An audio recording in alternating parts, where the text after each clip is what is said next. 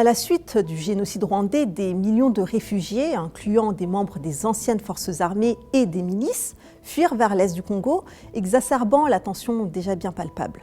Le Rwanda a ensuite été accusé de soutenir certains groupes rebelles congolais dans le but de contrôler les ressources minières et surtout d'affaiblir le gouvernement congolais.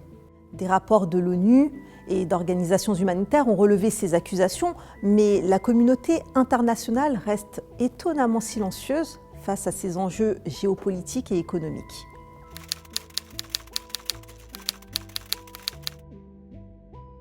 En 1994, il y a eu près d'1 million de Tutsis et de Hutus, modérés, qui furent massacrés au Rwanda en seulement 3 mois. À la suite de ce drame, des centaines de milliers de réfugiés, parmi lesquels certains responsables des violences, se dirigèrent vers la RDC. Le gouvernement rwandais, dirigé par Paul Kagame, lança alors des opérations militaires dans l'est du pays, officiellement pour poursuivre les génocidaires. Derrière ce prétexte se cachait également une lutte pour le contrôle des ressources. Avec le soutien ponctuel de l'Ouganda et d'autres acteurs régionaux, ces interventions contribuèrent à déclencher un conflit dévastateur dont les conséquences se font encore sentir aujourd'hui.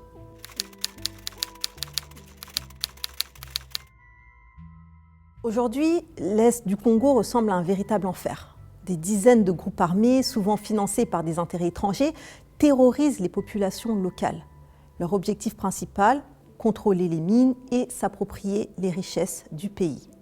Le Rwanda, par exemple, est régulièrement accusé de soutenir des groupes comme le M23, facilitant ainsi l'exploitation illégale des minerais. Mais il ne s'agit pas uniquement des pays voisins.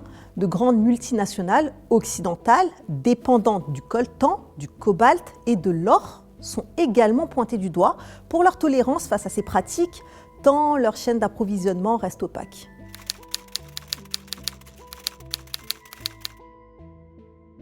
La crise en RDC est l'une des plus graves au monde. Plus de 5 millions de personnes ont été déplacées et des millions d'autres vivent dans une extrême précarité sans accès suffisant à la nourriture, à l'eau potable ni aux soins de santé. Les enfants, qui sont souvent recrutés de force par des groupes armés, sont parmi les premières victimes de ce conflit. Alors que le drame se poursuit, pourquoi le Congo ne fait-il pas la une des journaux internationaux, contrairement à d'autres crises humanitaires majeures ?